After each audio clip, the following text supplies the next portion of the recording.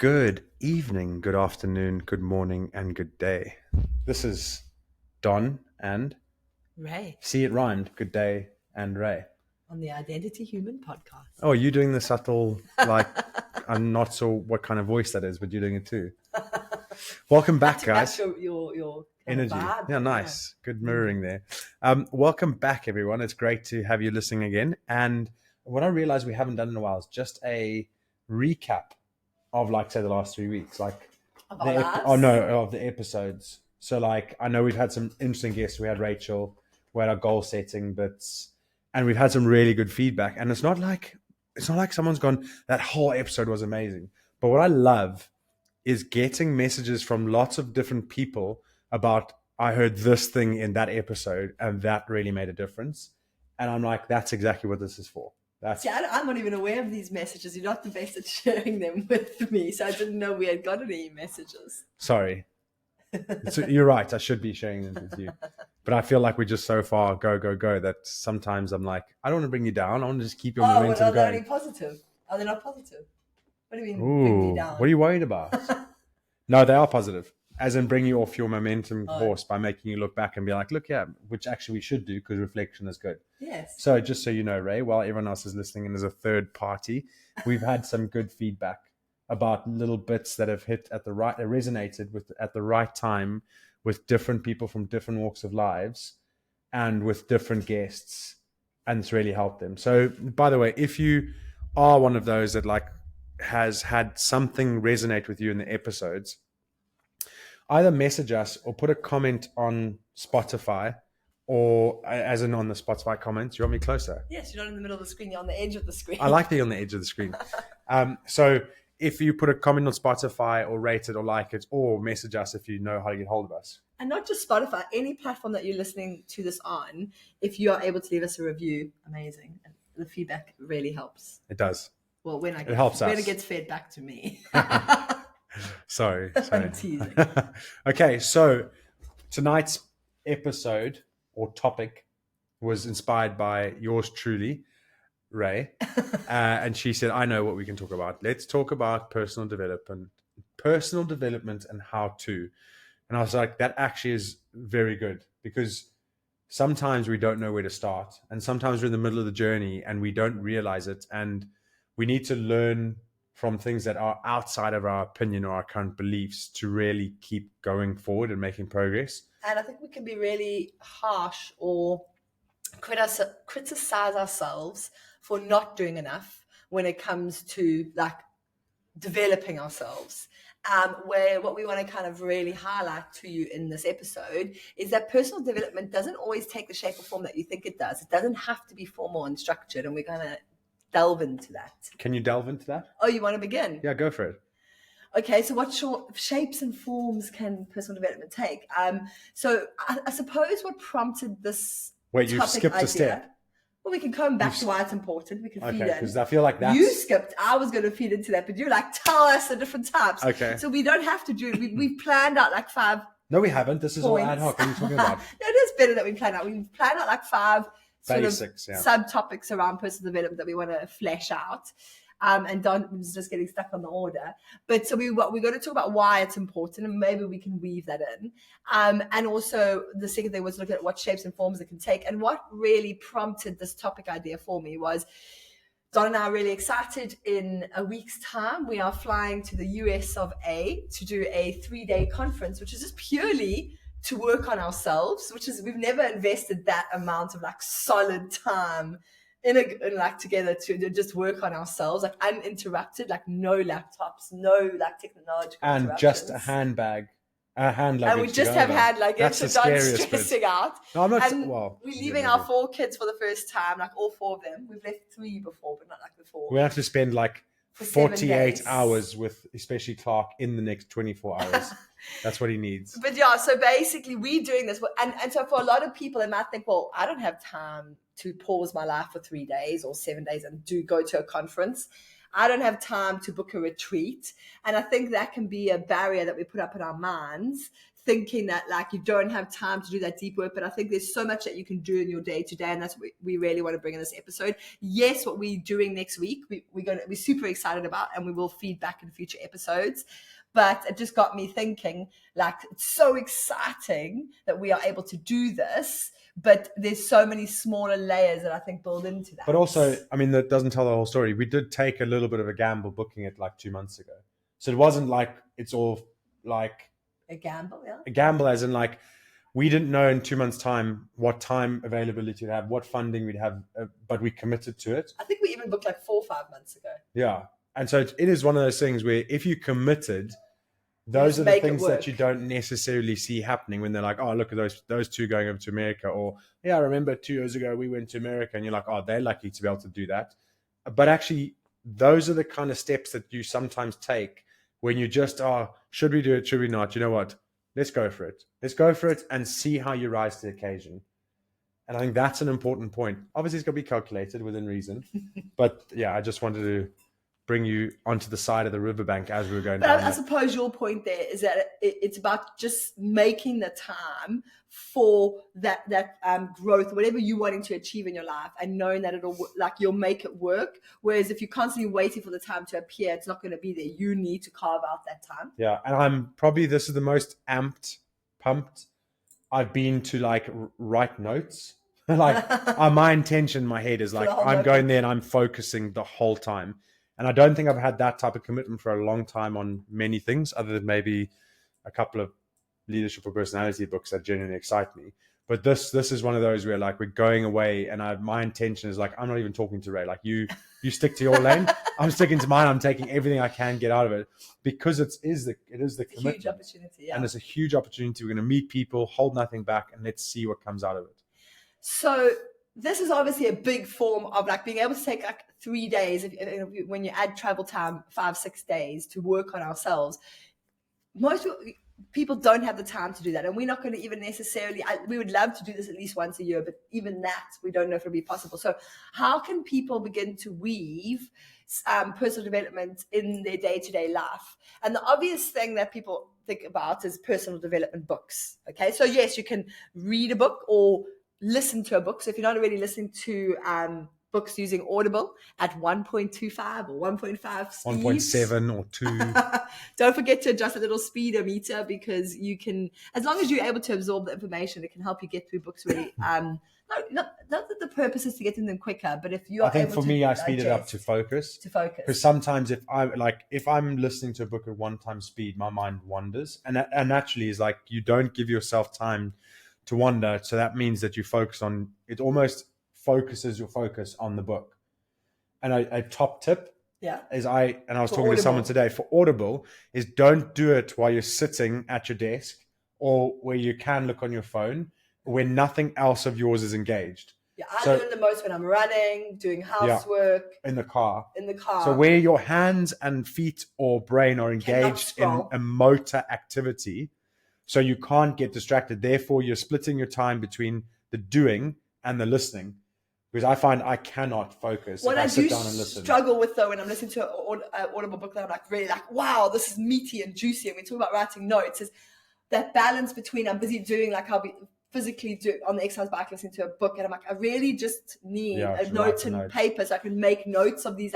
You know, you can do that in an audiobook there. Almost maybe, yeah. So I've got a whole lot. I've even got on my to-do list now for like 4 months. Yeah. To go back and transcribe my notes that I've made or highlights of points in books I've listened to in the past. Oh, yeah. To put onto paper, because sometimes you don't. And Audible even changed it to a point where you used to have to click add clip. Oh, yeah. And then you had to give a description. Now you can just click a button and it adds that timestamp. So that you know that's a key point. So that you don't have to, like, if you're, not that you should be on your phone driving the car, but if you're driving the car and it's there and you've got a good point, you just click a button and it saves that timestamp. And when you arrive at your destination, you can take 2 minutes to then make the notes. Yeah. Okay, that's great Audible tips, but let's not go too far down that rabbit hole. So far we've spoken about going to conferences or retreats, like in-person events, which is a big commitment, but we'll let you know on the other side of it what our opinions are. I have a feeling that we're going to have lots of positive things to say, but we will be honest about the negatives too. Then there's listening or reading to books. And then, of course, naturally flowing from that, you get podcasts. So interestingly, I thought everyone in the world listened to podcasts, but about 3 or 4 months ago, I started that 75 Hard in business. And Leslie, one of the ladies that hopped onto it from LinkedIn, she was like, she's loving the podcast. She's never listened to them before. So if you're listening to this podcast, it means by definition that you listen to podcasts.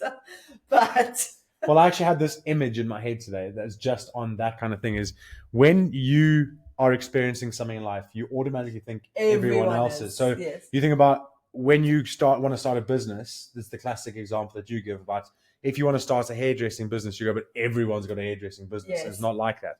The image I had in my head was you're walking a pathway in a desert and there's nothing out there, right? But as soon as people start to do paid ads or Instagram or social media, that then starts to stop your viewpoint of the rest of the world and only brings it into what you can see right here. But you can't see what's on the other side of that. So if you think of someone walking along a path and they've got these floating plates, oh yes, just like it's like Facebook ad, podcast. So you then start to think that your whole world and that everybody else's and that everyone else is the same. Yes. But realistically, outside of that, it's not. So when you could sit there and be like, for a week could go, oh, identity human, why is no one seeing it? It's because there's a few people that are on their pathway and like really buying into it. But outside of that, no one's ever going to see identity human because there's millions of other pathways with things popping up in front of people. Okay.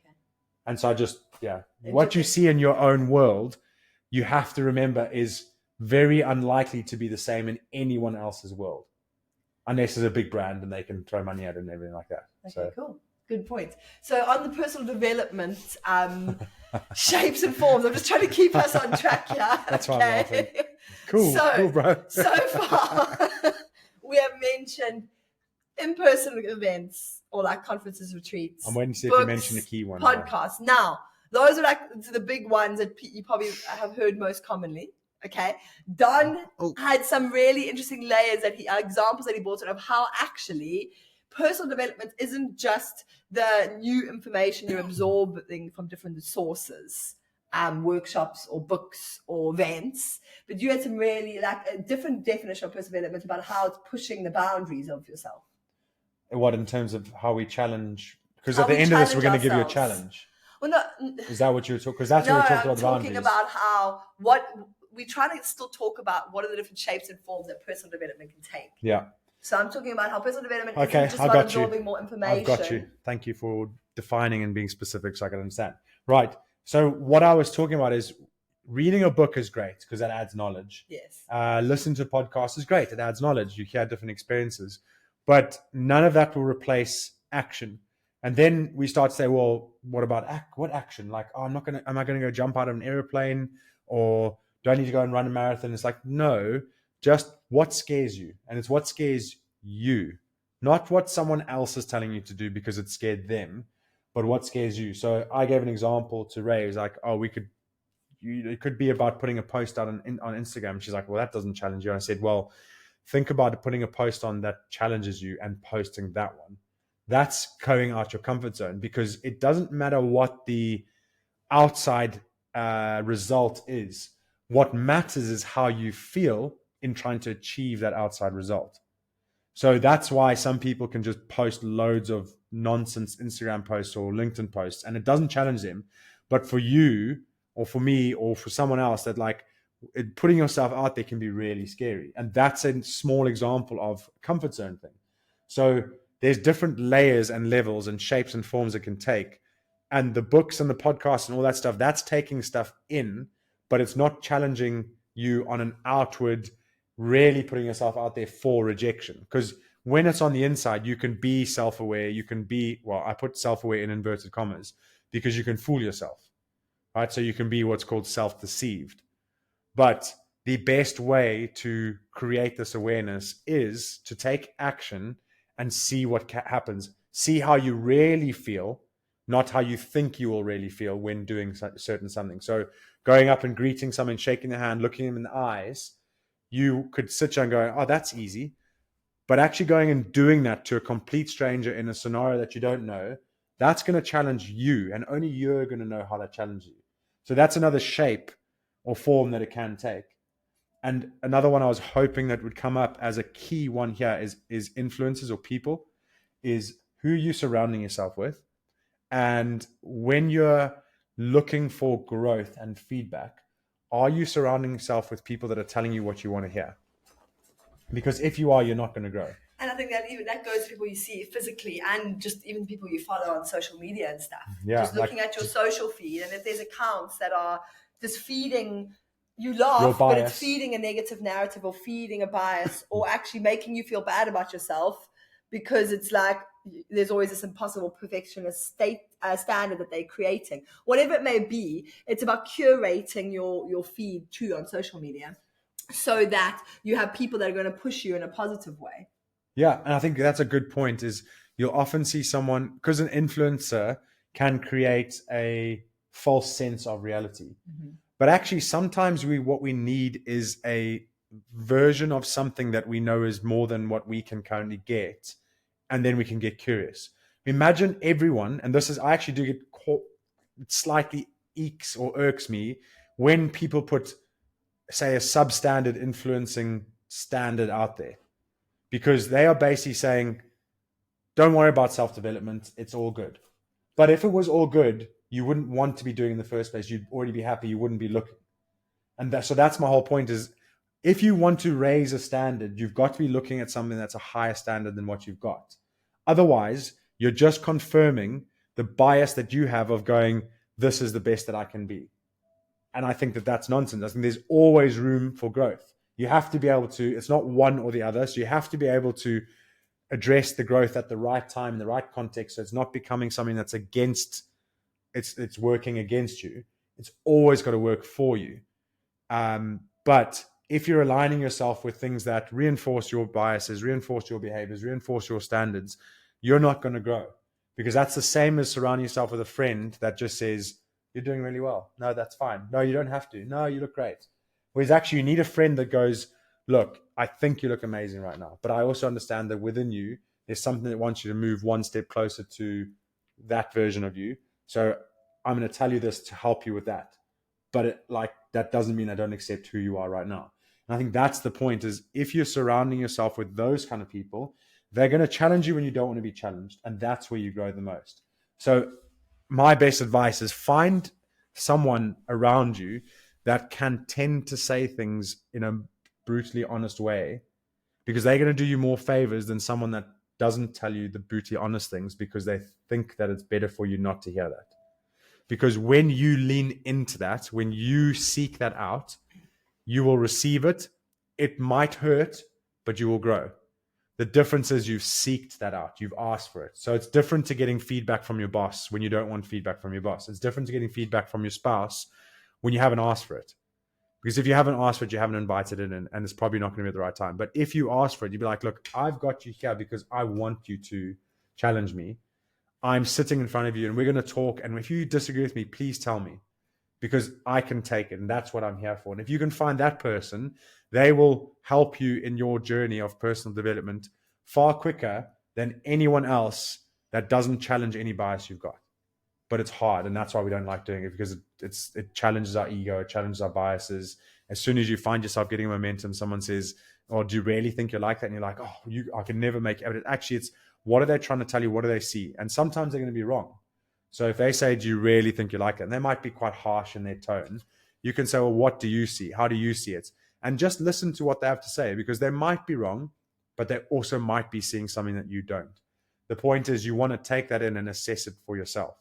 Because at the end of the day, you have to create a critical thinking ability within your own mind so that you can decipher what serves you and what doesn't, as opposed to thinking that everyone outside you is going to be serving you and their information has to be correct first. Does that make sense? Yeah.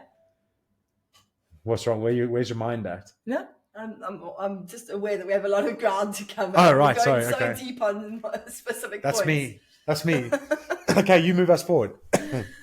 Okay, this is exactly that river analogy where I'm trying to flow us from tell from everyone mountains. what the river analogy is, so that they Don get and to I know. have two very different ways of thinking. We want them to know us, so they can buy into our different. So if you're wondering this podcast, and I'm not sure how your brain works, but Don's way, my way of thinking is, we had planned out this podcast and we were starting, if you think about the river, it starts up in the mountains and it ends at the sea. I'm trying to flow us down this journey to end up at the sea. So we go on this journey.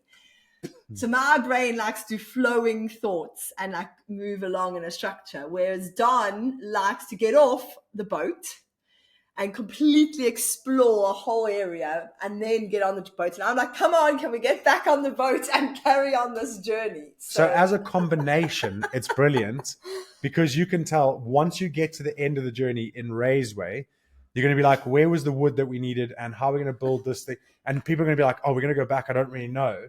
Whereas if you did it just my way, it would take so much longer to get to the end that we'd probably die before we get there. So the combination is going, okay, here's wood and there's two different types of wood. And do we understand that we can build a boat out of this one and a house out of this one?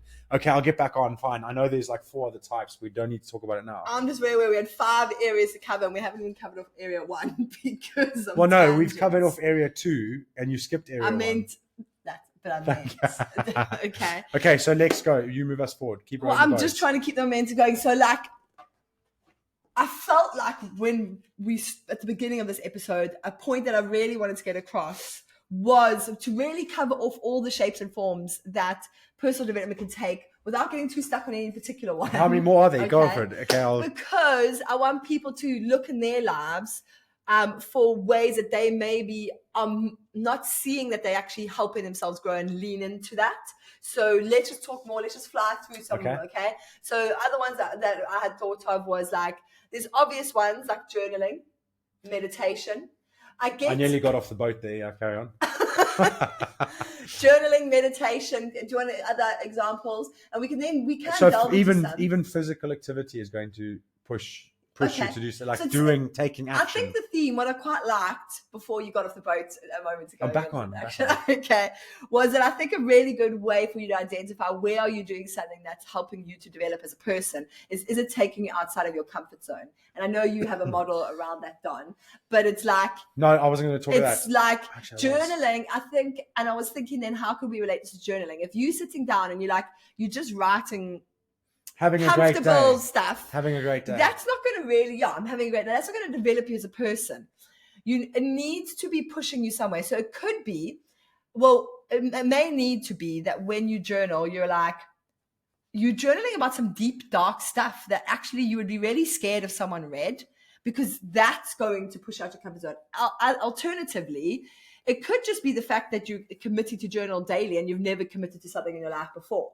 But whatever it may be, and whatever shape or form that pushing you out your comfort zone takes, it's pushing yourself, it's doing an activity that pushes you out your comfort zone. You're consciously doing that. So it could be ice baths. We can go into that if you want to. But it's thing. Are you ready to jump off the boat again? I want to go swim back to one. Then. This point was really just to say, look for anything in your life, and we were giving ideas. How many other examples of? I would say, okay, actions? An example could be that thing that you want to stop because you know it doesn't serve you, but you haven't stopped yet because you're thinking about other people and how to affect them. Stop that and see how it makes you feel. Okay. Or wear an earring if you've never tried to wear an earring before. Because I've got one and it challenges people. And it challenges you. Your thoughts, 100%. The reason I keep it in is because it challenges me. Because I constantly I like to fit in. And I'm good at doing that. But if you wear something like an earring, it stands out in the wrong crowd. And it's an easy way not to be able to adapt. So I know that, like, say, my mom has to bite her tongue because she's like, if I was in the house and you came in and I would tell you that you don't bring that in the house, that's the thing. But we had the conversation about it and it was very entertaining for another time. But now are you trying not to get off the boat? I've kept it in now for like 4 months and I actually quite enjoy it because it's not about creating a rise in people. It's about seeing how it challenges me. So if I go to a client, does the level of the seniority of that person affect how much I think about the earring? Does the level of the size of the company and the potential work that could come from it make me go, oh, take the earring out? And you have thought about that. Yeah, of course I have. But I've kept it in because I need to have some physical way of saying, be yourself, be comfortably yourself, be authentic yourself, because that's a big message about what we're trying to do. And it is funny, the only times I ever think about taking it out is where there's a big client a potentially big client that has a potentially big piece of work that I go, how do I need to fit into them? And as soon as I do that, I go, I'm doing this wrong. If they don't get me in because I've got an earring, they are wrong. We are the wrong fit. And the whole point of life, whether it's personal or business, is find your people. Whether they are your personal. Oh, sorry, I'm doing it again. Okay, go. Stick with personal Okay, go. development. Yeah, okay. But that was part of it. It was a good message. And everything you said I is know. on track, but you're going Okay, so down why? tangent. Let's go back to so why. I want to talk why it's No, I want to important. talk why. So basically, No, you what we've talk why. hopefully done so far, I'm just going to tee you up here so that I can guide you to where we're trying to go. What we've hopefully given you a taste of so far is just kind of got your juices flowing, your mindset flowing about where in your life are you currently maybe doing something that actually is personal development that you hadn't thought was. And or maybe you're not doing something that you mentioned, and you kind of we picked your piqued is that the word? Piqued your interest, yeah, piqued your interest in terms of saying that you haven't tried that you might be interested in trying. But identify and don't overwhelm yourself. Identify one or two things that you can do and really focus on doing in a conscious way. And so why is this important? Why should people be listening to us and looking for these? Why is it important to actively and consciously and consistently be working on developing ourselves? Why is it important? Well, it's not. No, as in realistically, as you are now and you see people that can live their whole lives not wanting to self-develop and they are happy, but what are they unaware of? What have they missed out on? And what have they done to those around them by blacking out their personal development, their self-awareness? That's sometimes a question, number one. Question two, and this is actually proving why it's important, is when you get to a certain level of awareness, say you're 60 and you've gone through all these experiences and it comes by mistake, how often do they do, this is your classic example, is they've done a business, they run a business and they get to 60 and they go, I have all these regrets. And all those regrets are with a lack of personal development into becoming self-aware that what you really wanted was not what you're doing. A big theme is that is when you see it, when they have those phrases or comments from people who are in old age homes or on their deathbed, what they say, a big theme, it can be tied back to that they weren't self-aware at that point in time that wasn't serving their purpose.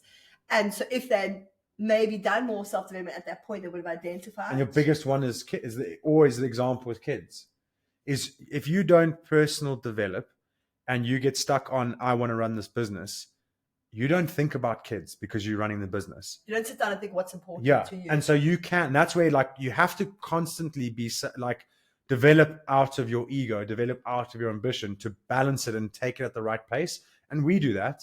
There's times where one of us streaks ahead and the other goes, whoa, what's important to us now? And it's making sure that the time we spend with the kids can never be, you can't buy this.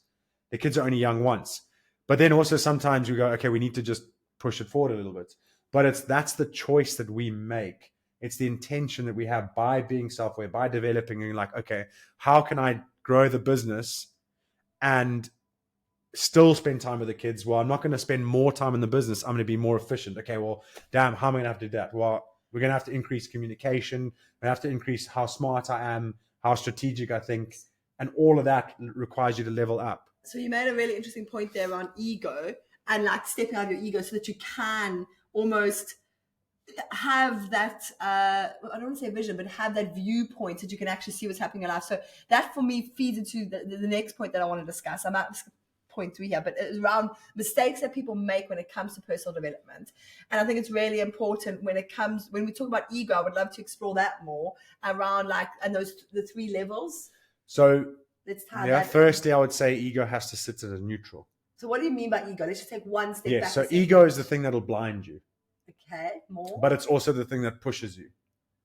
So an ego is something that when you're getting feedback, and we'll talk about, we do mental toughness, right? As Samson Harmon does mental toughness, and I get someone that's on the mentally sensitive side, and I say to them, rate your mental toughness before I show you the results. And they got a whole set of 2 out of 10, 3 out of 10, 4 out of 10, and they rate themselves 10 out of 10, 10 out of 10, 10 out of 10. It's because their ego blinds them to the fact that they might not be as they say they are. And this is where ego really plays it. Once I show them They go, yeah, I don't think that's right. They don't think about the fact that questionnaire, that company that's developed this questionnaire has spent decades and gotten like sick, and you know how it is with scientists. They've gotten independent scientists to like scrutinize everything they do so that it's as accurate as possible. So that, yes, it may not be a 2 out of 10, it may be a 3 out of 10, but it's certainly not going to be a gap of 7. Yeah. Like they put that, but the person that's sitting there will go, yeah, I think that's wrong. I have a question on ego. Yeah. The way you describe it is that someone being overconfident. But I think No, ego blind. can exist. I think blind. But the way you described it with that survey, like giving themselves a 10 out of 10, I think ego can exist for people who are not over cocky or overconfident. It can exist for people who maybe, you know what I mean? Those people who aren't those big loud voices, it can exist in their lives too. So what's another way that someone would identify ego presenting itself? So ego presenting itself is if someone tells you something and you immediately think that they're wrong. Okay. Because you're not recognizing that there's a different truth to the one that you've got. Like you're not even willing to listen to someone else's and opinion. Why I said it's a neutral is if you are determined to achieve something, you need ego. Because ego is going to make you keep going when everyone else is telling you to stop because they don't believe in your way. They think it's too hard because they wouldn't be able to do it. Whereas your ego is like, it's not too hard, I'm going to do this. So you need that to achieve. But you need to, like you said, be able to step outside of your ego and assess, is this the right thing? And you swing that pendulum to the positive, or is this the wrong thing? Is it leading me down the wrong path? Does that make sense? Yeah. Does that contextualize it a little bit better? Yeah. So it's really hard to identify ego because we think we can, but it sits at a deeper level. And this is where self-awareness, self-actualize really becomes important. It's like you can only, I think, identify ego when you get someone that challenges you in a way that you completely disagree and you allow yourself to go, yeah, okay, they might actually be right. I'm going to listen to this a bit more. We're going to explore this conversation and I'm going to put myself out there.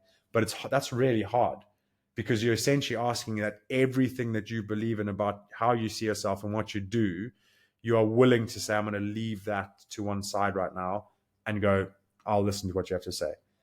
And actually a weak ego might not serve you well, because if you constantly listen to what other people are saying and not trust in yourself, that doesn't serve you well either.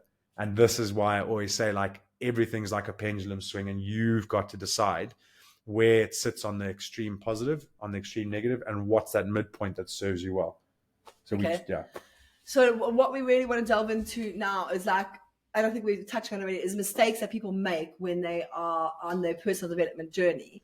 And so like, I think the concept that the self-deceived, self-actualized, and self-transcended really comes into play because one part of personal development is really understanding your personality, and Don does loads of work around this, like personality and what actually drives you, what gives you energy. You might have heard us talking on previous episodes about the chimps, like the different chimps you have, or what I don't know what's the better way, like your personality. It's like your personality. What's your gift? What gift do you have to give to the world in terms of the personality type or your special, unique characteristic? But with every yin, there's a yang. So there's also parts of your personality that have negative aspects to them. And so part of your personal development journey is being really aware of the different traits of your personality. And I think within that, a mistake people make that we've learned about is that often the starting point that people sit at is what we call self-deceived, where they think they have a certain personality trait or characteristic, but actually that's totally not even their characteristic. So what's like an example? Well, choose one example. The perfect example is you do our I3. Yes. And you go, that's wrong. Okay, but give me a specific, let's use a specific personality example just to pick on. Like one way that someone thinks I have this personality type when actually they don't. What type of personality type would it be? Let's put inquiring there. So like, okay, this is the one. Describe inquiring. Inquiring is almost like your gift is to teach, and that not like teach as a lecture, but it's imparting knowledge, so helping others, but helping others through knowledge, through fact, through figures. So let's take someone who thinks they can't teach. No, natural, or you want to think the other way around? No, because when you tell a high inquirer, they go, oh yeah, I do like my research, I do like this, I do. But then you go, oh, and by the way, the awareness points that come with this are stubborn, very unemotionally aware, not unemotionally aware, sorry, but very much facts and figures driven, so therefore are not moved by emotion. Like, we can't convince you emotionally that what you're saying is wrong. And when you speak, you don't realize how you're upsetting others because you see things as an analytical, black and white point of view. And that person will then accept, oh yeah, I am all those things. No, but I understand people. So they self-deceive. So they think when they're making a decision and they've used complete logic to come to the conclusion that anyone who's emotive about the outcome is just erratic. It's just too emotional. Yeah. And that's them being self-deceived. That is actually one of the, not weaknesses, what's the word you use? Awarenesses of their personality traits. Yeah. So it's looking, you may, where might you be self-deceived? But the funny thing is, you won't know. You won't know. It's horrible. Unless you do personal It's so horrible. Unless you truly, in a raw way, look at the feedback people are giving you or journal on things to identify. Also, and I think this is where personality traits and assessments and facilitators, I genuinely think there has to be a higher standard than what there currently is, even within the stuff I've gone through. You can literally turn someone's life upside down, especially if they're open to it. The people that aren't open to it just brush it off and carry on. But those carry on being self-deceived. Will let it if you're genuinely open, like I've gone through a bit of that myself. And I've seen other people go through, and I've seen other people make other people believe in the wrong things. And it shouldn't be like that. For like some of the training that you have to do is literally watch videos and maybe attend a day or two live, and then you've passed. Yeah. And then it's go and practice. And then you can have this impact on people's lives. And you can have this impact on people's lives. And if you're self-deceived, and if I genuinely think it's a certain personality type should be able to facilitate that kind of thing, because I think there's some that they will do it in a special way, but it has to be monitored. Okay. Yeah. Great point. But let's just talking about people who are trying to identify their own personalities. So if they start out self-deceived, the goal is to work through the ladder. You might be able to jump, but the next step would be to become self-actualized. But I think you're missing one point. I'd just like to jump back onto the shoreline quickly. Yeah. Self-deceived isn't I've noticed that and I'm no longer self-deceived. I think that each one of these has 10 levels. Because even once you jump through the first level of like self-deceit to yourself, you're like, oh, flip, I didn't notice that. There's still something else you're not going to know. Because it's constantly every step is you're going to be blind to something. And on the point you're making on self-deceit, where if someone gives you information, like say you're doing a personality profiling and they give you information about yourself that you're like, oh my goodness, that's an awareness. I had no idea. I think it's important to never take one source as the ultimate source. Whether you go and seek out alternative sources or whether you just journal on it and work from your gut and say, does this feel true to me? And what you can look for, but it is just important. Yes, in the self-development journey, get input from other sources or other people, but make sure it's balanced. My next top tip is what I say to everyone. Look with any information you get about yourself, look at the patterns it's describing, not the one-offs. So when you disagree or agree, because you're going to agree to things that aren't you either, because that's self-deceit too. Like, I am that energetic, open, bubbly person, because you think of that one instance where you are. The best thing you can do is look at your patterns over a year or 2 or 3. And you can do that by asking your mom or your dad or someone that's known you for a long time. And you'd be like, what do you see my patterns according to these traits? Instead of looking at a one-off. And I think that's everything in life. We get so super focused on one-offs, we can deceive ourselves. And that's why you can start to eat bad food and think, no, you haven't eaten that badly. Anyway, And I think another point on self-deceived that we can say, like to identify maybe if you are self-deceived, is if, and this was a point we had spoken about covering off on this episode, is that if you are doing loads of personal development, but everything that you're listening to or reading, you're going like, oh, yes, I agree. I know that. I know. And you're telling yourself, I know, and you agree. I agree. I have done work on myself. And I do see this. You like totally are going, yes, I agree with that. That's a great point. Yes. If you are just agreeing and just like telling yourself, I know that, I get that, to everything that you hear, you probably are only looking at information and looking at sources that are reaffirming stuff that you believe about yourself. You should try lean into that information that maybe feels a bit uncomfortable, that challenges your current beliefs, because that's how you can truly look at moving out of that self-deceived space when it comes to understanding yourself. And then into self-actualized. So you want to move to self-actualized. Let's say we're in that now, is you're now going, I do see that, I am that. And and then someone points out the awarenesses. No, but even then, is, oh, I am aware that I'm that. But the one thing that you do recognize is you keep getting stuck in that cycle.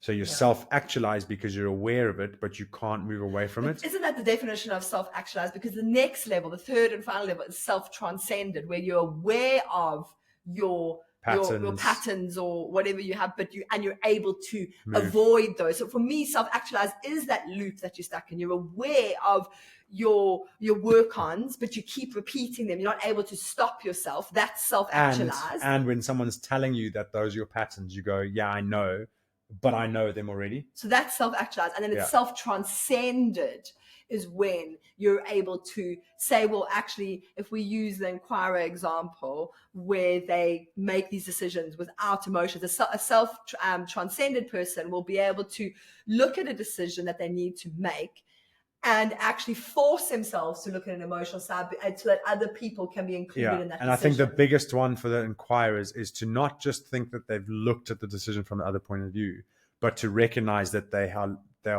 going to actually have to listen. So you can think you're listening, but you're not listening.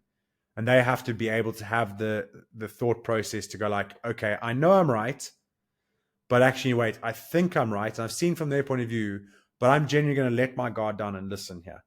Because that trait happens to build itself up by what it knows. So in order for it to stop believing wholeheartedly in what it knows, it's going to have to essentially break everything apart momentarily and let new information in. And that's self-transcended. It's like being okay with both sides and listening and genuinely. Yeah, it's not writing off yourself completely and making yourself miserable to always work to avoiding your awarenesses, but it's getting a more balanced. Although if we want to talk about self-confidence, it's being able to go, oh, break me apart, I won't change. Yeah. And you eventually will be unbreakable or unshakable in who you are, because it's not a belief, it's a faith. Does that make sense? So like it is like, oh, I'm aware. You can, if you are right, then it's going to add to I am. If you're wrong, nothing's going to change, but let's have the conversation. I think that's a lovely place to be, and we all got to strive to be there. I know. So I think knowing those three levels can be really useful, a little tool to have in your tool belt to help you to avoid mistakes. Like you don't want to get stuck in that self-deceived space because you're just fooling yourself that you don't have these awarenesses, but you also don't want to get stuck forever in that. It's great if you can transcend to if you can move up to actualization, because you're becoming more aware, but you also don't want to be stuck there forever because you're not doing anything about it. And so the ultimate goal is to become self-transcended. And it's just a really useful kind of visual to have about what you're trying to do when you're working on yourself. Yeah, sorry, I'm on the boat. You're on the boat. Okay, yeah, but that was mistakes we make. Any other mistakes that you want to highlight that you see people making when they go? No, it sums up in those. Like I see people make mistakes that like they either are reading loads of books, not taking action, or they're taking action and thinking they don't need to read any books. It's not one or the other. It's both. Because if you don't know what you don't know. So by reading books, you learn new stuff. But you also can't just learn new stuff. So you have to balance out by taking action, learning. So it's action, reflect. So perform, rest. And so I always say like, just be careful of the person that says reading books is not going to help you. Because of course it is. Because otherwise how are you going to learn new ideas? All that does is just speeds up the stuff that you're going to see and allow you to reflect on a different level when you take actions and go, oh, that's what I was talking about. Yeah, otherwise, you can just take action and get stuck in the same cycle. There's a definite balance between, like, I often see people who just read so many business books and don't take action. There's a fine balance between the two. Yeah. Okay, great. So we want to end off on a little challenge from us if you've made it this far in the episode. So now that you've listened to all of this, it can feel quite overwhelming with kind of, where do I start now? There's so much I can do. So Don, do you want to take it away? What comes to mind when I say to you, what scares you about someone finding out about you? And so this is for listeners. So like, if it's, or what do you think other people won't accept about you or your character? Whatever that answer is, take action on showing someone that. That's going to be your ultimate challenge. So whether that's putting yourself out on social media, whether that's chatting to a friend about how you feel, or if it's being honest about, I really feel like this is frustrating me at the moment, and talking to someone that you think will be awkward with, that's going to challenge you.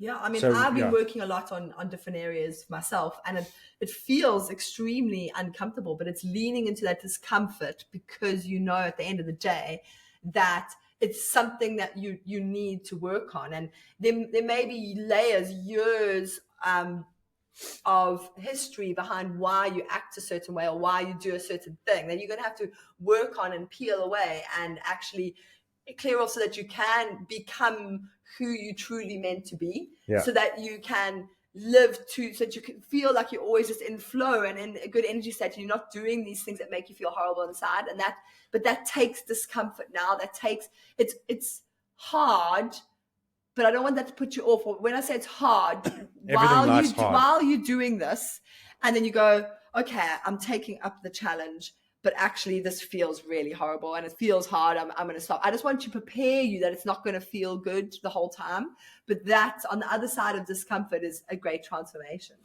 So if you want to have a bit more of an easy action point, I want you to pick a friend that you think will tell you the truth and go and ask them for feedback. You go and just, if you think that they can be candid enough with you, go and pick them and say, what do you really think of me? What do you think the things are that I don't see? And see what they say. And if they don't tell you anything that scares you or that you disagree with, you've asked the wrong person. Go and ask someone else. And until you do that, like that's, if you don't, the resistance you feel will be your ego going, no, we don't need to. No, it's fine. That's fine. Lean into that.